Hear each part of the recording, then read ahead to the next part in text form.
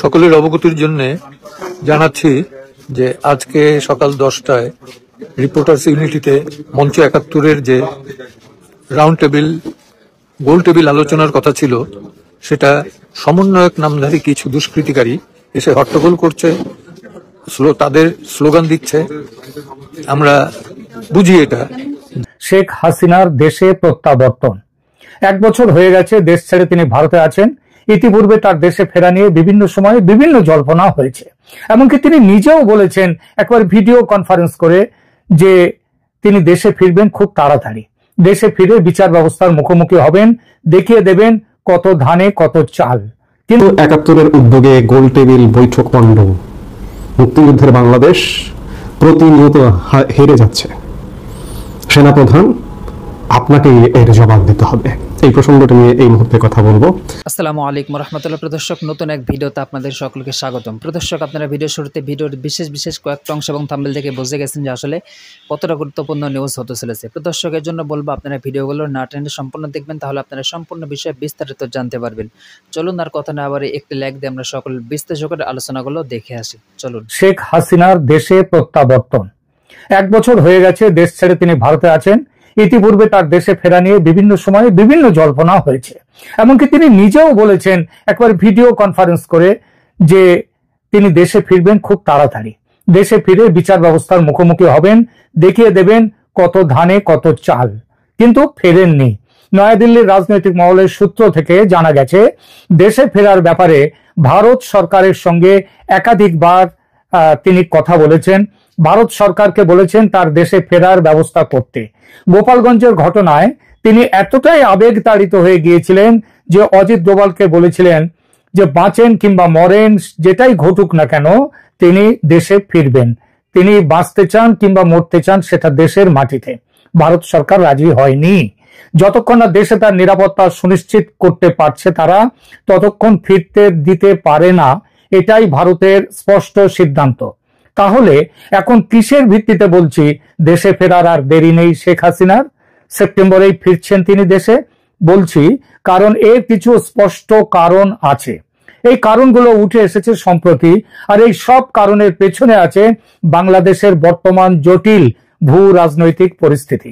বাংলাদেশের রাজনীতি এখন বাংলাদেশ ঠিক করে না কিংবা বাংলাদেশের ঠিক হয় না, করে বিশ্বের বিবদমান পরাশক্তির দেশগুলো। স্পষ্ট করে বললে একদিকে মার্কিন যুক্তরাষ্ট্র, অন্যদিকে চীন, ভারত, রাশিয়া। বাংলাদেশ নিয়ে এদের প্রত্যেকের স্বার্থ জড়িত। একদিকে বাংলাদেশে আধিপত্য বিস্তারের চেষ্টা, সেই সঙ্গে একইভাবে চলছে তাদের এই পরাশক্তিদের আন্তর্জাতিক জোটবন্দি। এই জোটবন্দির তৎপরতা এটা তুঙ্গে উঠেছে বাংলাদেশের সংসদীয় নির্বাচন ঘিরে। যে মোহাম্মদ ইউনূস কিছুদিন আগেও নানান টালবাহানায় নির্বাচন পিছিয়ে দিতে চাইছিলেন, সম্ভব হলে কয়েক বছরের জন্য, তিনি হঠাৎই নির্বাচন ফেব্রুয়ারির প্রথম অর্ধে হবে বলে একেবারে ঘোষণা দিয়ে দিলেন। শুধু ঘোষণা দেয়া নয়, নির্বাচন কমিশনকে চিঠিও দিয়ে দিলেন। হঠাৎ তার সিদ্ধান্ত এমন ভাবে বদলে গেল কেন? এর কারণ ইউনূস বাংলাদেশে বর্তমানে এতটাই ধিক্কৃত এক চরিত্র, সেই চরিত্রে পরিণত হয়েছেন যে আমেরিকা তার উপর আর নির্ভর করতে চাইছে না। আমেরিকা মনে করছে ইউনূসকে দিয়ে বাংলাদেশে তার স্বার্থ আর রক্ষিত হবে না। তাকে যত শীঘ্র সম্ভব বিদায় দেয়া ভালো। আর ইউনূস সাহেবও এটা বুঝেছেন এবং বোঝার পর থেকে ভালোই চলে যেতে পারলে তিনিও বাঁচেন। এটা বুঝেছেন যত দেরি হবে তত কমে আসবে সেফ এক্সিট প্যাসেজ। নিরাপদে চলে যাওয়ার রাস্তাটা আস্তে আস্তে বন্ধ হয়ে যাবে। কিন্তু যাবো বললেই তো আর যাওয়া যায় না।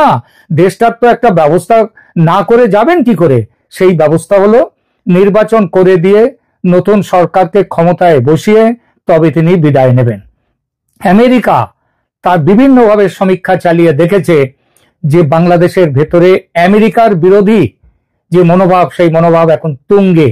এবং আমেরিকার বিরুদ্ধে মনোভাব তুঙ্গে ওঠা মানেই পরবর্তী সরকার যাকে আমেরিকা পছন্দ করে আনবে বলে ঠিক করেছে তাদের ক্ষমতায় আসাটা সম্ভব হবে না।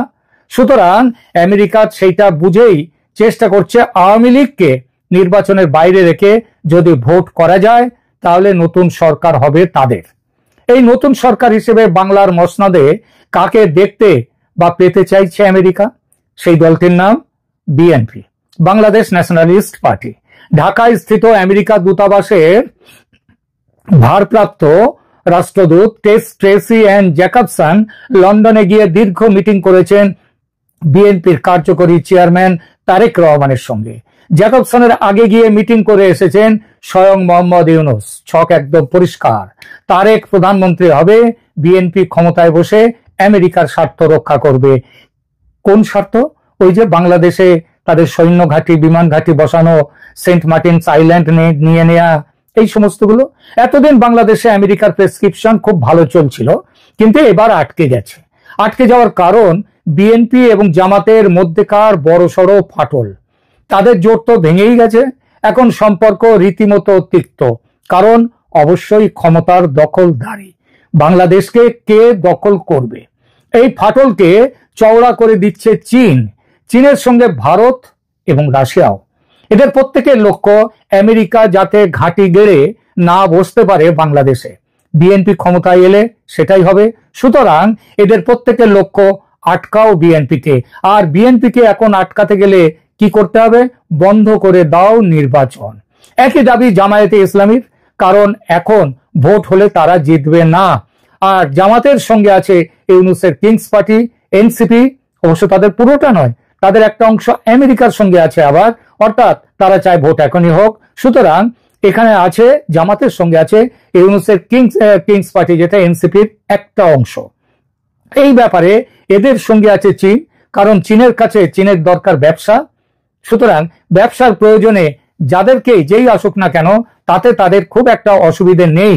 বিএনপির সাথেও অসুবিধে ছিল না, কিন্তু বিএনপি মানেই এখন হয়ে গেছে আমেরিকার পক্ষের। সুতরাং তার বিরুদ্ধে চীন। ভারত এই রাজনীতিতে নেই, সে ভোট চায়, নিশ্চয়ই ভোট চায়, খুব তাড়াতাড়ি হোক ভোট, এটাও চায়। কিন্তু তার সাপ কথা, আওয়ামী লীগকে বাদ দিয়ে ভোট করা চলবে না। এটা আবার আমেরিকা চায় না, বিএনপি চায় না, এবং জামাত এনসিপি কেউ চায় না যে আওয়ামী লীগ আসুক। নরেন্দ্র মোদী এবং ডোনাল্ড ট্রাম্পের শিয়ানে লড়াইটা বেশ জমে উঠেছে। এরই মাঝে জার্মান এবং জাপানের দুইটা গণমাধ্যম নিশ্চিত করেছে ডোনাল্ড ট্রাম্প গত কিছুদিনে 4 বার ফোন দিয়েছিলেন নরেন্দ্র মোদীকে, নরেন্দ্র মোদী ফোন ধরেননি। আবার ডোনাল্ড ট্রাম্প মন্ত্রিসভার মিটিং শেষে সাংবাদিকের সঙ্গে আলাপকালে সরাসরি বলেছেন যে মোদী একজন খুবই ভয়ঙ্কর মানুষ। এই যে শিয়ানে টক্কর, মোদী ফোন ধরছেন না, আবার মোদীকে ভয়ঙ্কর মানুষ বলছেন, এটার একটা চূড়ান্ত রূপ সম্ভবত ধারণ করতে চলেছে চীনে আগামী 31শে আগস্ট এবং 1 সেপ্টেম্বর। গণমাধ্যম যে আভাসটা দিচ্ছে সেটা এরকম। সেখানে বলা হচ্ছে আঞ্চলিক নিরাপত্তা সম্মেলন গ্লোবাল সাউথ এর শক্তি দেখাবেন শি, পুতিন ও মোদী। শিরোনামটা আপনারা দেখে নিন। সেখানে বলা হচ্ছে সেটা হচ্ছে যে অতিরিক্ত শুল্ক আরোপকে হাতিয়ার করে বিশ্ব বাণিজ্যকে হুমকির মুখে ঠেলে দেওয়া মার্কিন প্রেসিডেন্ট ডোনাল্ড ট্রাম্পের কার্যকলাপের মধ্যেই শক্তি জানান দিতে এক হচ্ছে 3 পরাশক্তি, রাশিয়া, চীন এবং ভারত। আগামী 31 আগস্ট থেকে 1 সেপ্টেম্বর পর্যন্ত চীনের উত্তরাঞ্চলীয় বন্দরনগরী থিয়ানচিনে অনুষ্ঠিতব্য একটি আঞ্চলিক নিরাপত্তা সম্মেলনে এক মঞ্চে উঠছেন দেশ তিনটির প্রেসিডেন্ট, শি জিনপিং, রাশিয়ার প্রেসিডেন্ট ভ্লাদিমির পুতিন এবং ভারতের প্রধানমন্ত্রী নরেন্দ্র মোদী। এই ফোরামে শি, পুতিন, মোদী ছাড়াও 20টি দেশের বেশি বিশ্ব নেতাকে একত্রিত করবেন তারা, এমন আভাসও দেয়া হয়েছে। তার মানে একটা বড় জোট হতে চলেছে, যে জোটটা সরাসরি আমেরিকার বিরুদ্ধে কাজ করবে। রয়টার্সের প্রতিবেদন বলছে শুল্ক আরোপ নিয়ে ট্রাম্পের বাড়াবাড়ি কর্মকাণ্ডের মধ্যে এক মঞ্চে শি, পুতিন ও মোদীর এই উপস্থিতি গ্লোবাল সাউথ বা বৈশ্বিক দক্ষিণাঞ্চলীয় দেশগুলোর অর্থনীতি, নিরাপত্তা সহ নানা বিষয়ে শক্তিশালী সংহতির দারুণ দৃষ্টান্ত হবে। এছাড়া এই বৈঠক হবে মার্কিন বিভিন্ন নিষেধাজ্ঞায় জর্জরিত রাশিয়ার জন্য একটা কূটনৈতিক বিজয়। সাংঘাই কোঅপারেশন অর্গানাইজেশন থিয়ানচিনে এই সম্মেলনের আয়োজন করেছে। এতে পুতিন, মোদী ছাড়াও মধ্য এশিয়া, মধ্যপ্রাচ্য, দক্ষিণ এশিয়া এবং দক্ষিণ পূর্ব এশিয়ার নেতারা উপস্থিত থাকবেন। এই সম্মেলনে ভারতের নরেন্দ্র মোদী 7 বছরের বেশি সময় পরে চীন সফরে যাচ্ছেন। 2020 সালে ভারত এবং চীনের মধ্যে মারাত্মক সীমান্ত সংঘাতের পর উত্তেজনা প্রশমনের জন্য দুই দেশ একসঙ্গে কাজ করছে এখন। অর্থাৎ 7 বছর পরে ভারতের কোনো প্রধানমন্ত্রী যাচ্ছেন চীন সফরে। এর আগে গত বছর রাশিয়ার কাজান শহরে অনুষ্ঠিত ব্রিক্স সম্মেলনে সম্মেলনে ইউক্রেন যুদ্ধের কারণে পশ্চিমা নেতারা সেখান থেকে মুখ ফিরিয়ে নিয়েছিলেন। সে সময় মোদি ও শি এক মঞ্চে পুতিনের সঙ্গে উপস্থিত ছিলেন। পুতিন, শি এবং মোদির এই যে ত্রিমাত্রিক জোট, এই যে তিন দেশ এক জায়গায় হচ্ছে, এবং এরই মাঝে আমরা এই আলোচনাও করেছি যে চীন ভারতের সঙ্গে বন্ধুত্বের হাত বাড়িয়ে দিয়েছে। এমন কথাও বলেছে যে যেসব পণ্য যুক্তরাষ্ট্রে তাদের রপ্তানির জন্য ছিল, অর্থাৎ রপ্তানি হতো, সেই পণ্য চীন আমদানি করবে, যুক্তরাষ্ট্রে রপ্তানি করা লাগবে না। সুতরাং যুক্তরাষ্ট্রের যে ভারতের উপরে অতিরিক্ত 50% শুল্ক আরোপ, সেই শুল্ক আরোপের কোনো মুনাফা যুক্তরাষ্ট্র পাবে না। এই তিন শক্তি যখন এক হচ্ছে, তখনই প্রসঙ্গ আসে বাংলাদেশের প্রসঙ্গ। বাংলাদেশের প্রসঙ্গ কেন আসে?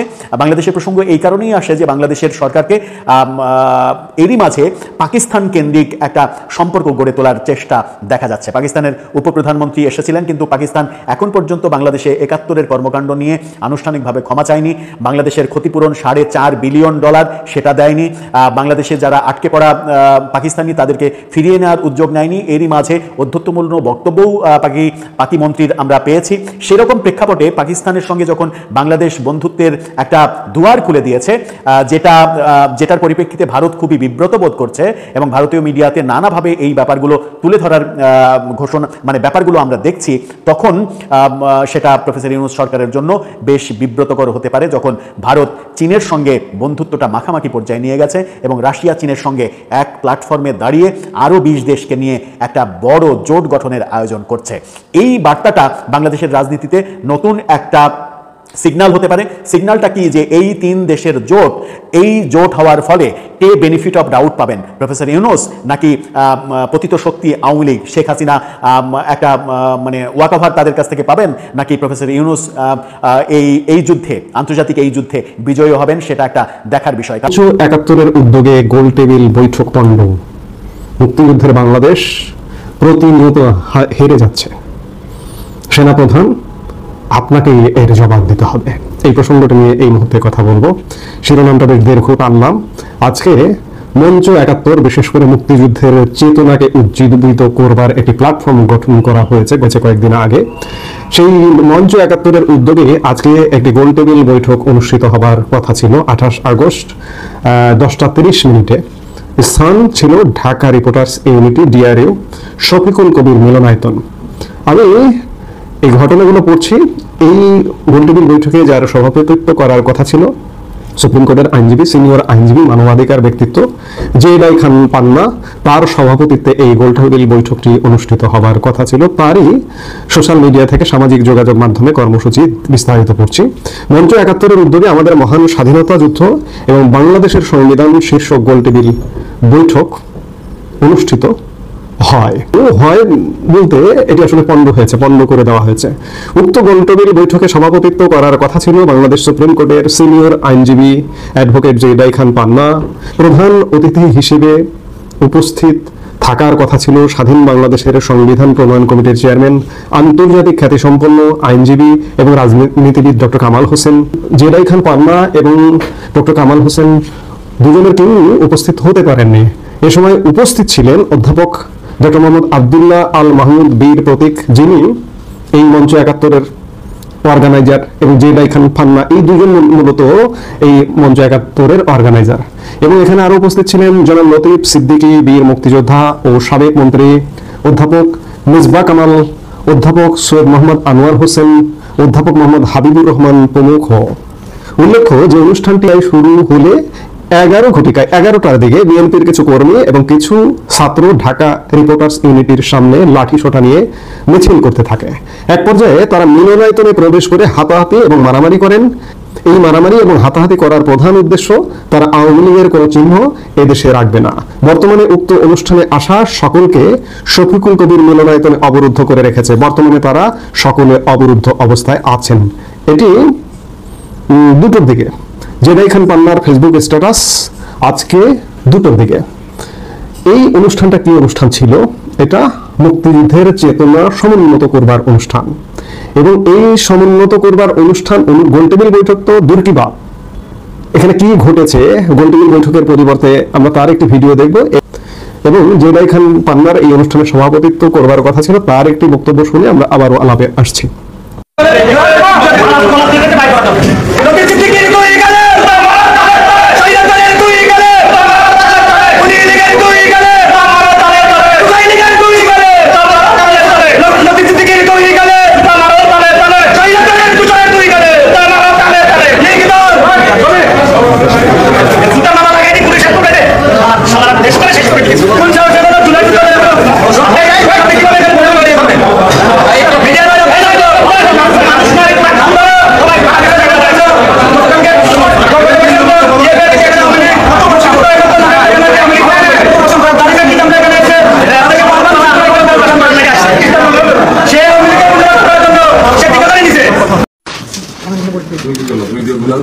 অবগতির জন্য জানাচ্ছি যে আজকে সকাল 10টায় রিপোর্টার্স ইউনিটিতে মঞ্চ 71-এর যে রাউন্ড টেবিল গোল টেবিল আলোচনার কথা ছিল, সেটা সমন্বয়ক নামধারী কিছু দুষ্কৃতিকারী এসে হট্টগোল করছে, তাদের স্লোগান দিচ্ছে।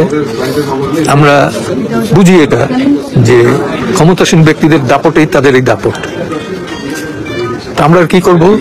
এই দেশে যে মত প্রকাশের স্বাধীনতা কতটুকু আছে, সাংবাদিকদের সমিতির একটা ইউনিটি রিপোর্টার্স ইউনিটি ফোরামের অফিসে বসে এই গন্ডগোল, এই গ্যাঞ্জাম, এ থেকেই বোঝা যায় যে দেশে সংবাদপত্রের স্বাধীনতা, মত প্রকাশের স্বাধীনতা এ কতটুকু আছে। আর আমরা তো অন্য কিছু না, আমরা 71-72-এর সংবিধান, মুক্তিযুদ্ধ, জাতীয় পতাকা, জাতীয় সঙ্গীত, এর সাথে কোনো কম্প্রোমাইজ করতে রাজি না।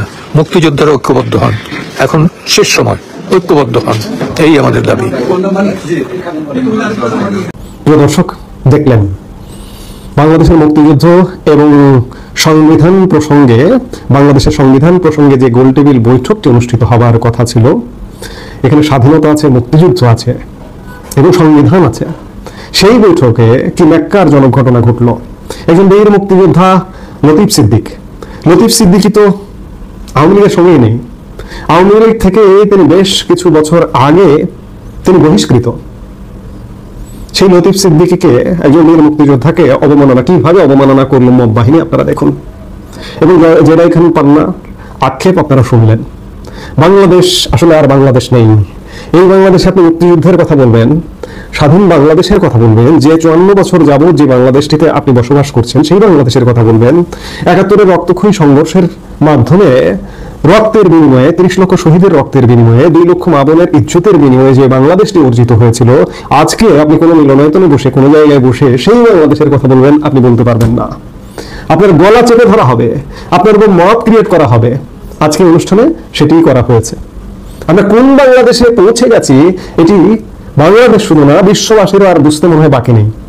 আমার প্রতিবেশী ভারত, তারা আমার মুক্তিযুদ্ধে সহযোগিতা করে বাংলাদেশকে মুক্তিযুদ্ধে বিজয় এনে দিয়েছিল। আপনারাও দেখুন, ভারতবাসী দেখুন যে আমাদের বাংলাদেশটা কি হয়ে গেছে। আজকে আমরা মুক্তিযুদ্ধের কথা বলতে পারি না প্রকাশ্যে। বাংলাদেশ এই পরিণতিতে পড়ে গেছে। এর দায় কার? এর দায় কাকে দেবো আমি? এর দায় আমি কি সেনাপ্রধানকে দেবো? বাংলাদেশে আজকে যত কিছু ঘটনা ঘটছে, এর দায় কি নিতে হবে না সেনাপ্রধানকে? সেনাপ্রধানের আমি সমালোচনা করছি না, আমার সমালোচনা করছি না এটা বলাও ভুল। আমি দায় দিচ্ছি। তো আমাকে ধরবেন, মারবেন, মেরে দিন, গুলি করে মারুন। কারণ আমি যে বাংলাদেশে মুক্তিযুদ্ধের কথা বলতে পারবো না, আমি সেই বাংলাদেশ চাই না। আমি আর একটা পূর্ব পাকিস্তান হতে চাই না। আজ বড় দুঃখ হয় যে সেনাপ্রধান জেনারেল ওয়াকারুজ্জামান, আপনি শুধু চেয়ে চেয়ে দেখছেন। আপনার কথায় বাংলাদেশের মানুষ আশাবাদী হয়েছিল। গত বছরের 5 আগস্ট বিকেলবেলা আপনার কথায় আপনি দায়িত্ব নিচ্ছেন। আপনি দায়িত্ব নিয়ে এই পরিণতি করে ছাড়লেন একটা দেশের, যে বাংলাদেশে মুক্তিযুদ্ধের কথা বলা যায় না। দর্শক, আপনারা একে একে সকল বিশ্লেষকের বক্তব্যগুলো শুনলেন, অবশ্যই আপনারা বুঝতে পারছেন যে আসলে কতটা গুরুত্বপূর্ণ নিউজ ছিল। যদি আপনাদের কিছু বলার থাকে অবশ্যই কমেন্ট বক্সে জানিয়ে দিবেন। আরও এরকম নিত্য নতুন আপডেট নিউজ পেতে আমাদের এই নিউজ চ্যানেল এই চ্যানেলটি সাবস্ক্রাইব করে পাশে থাকবেন। ধন্যবাদ।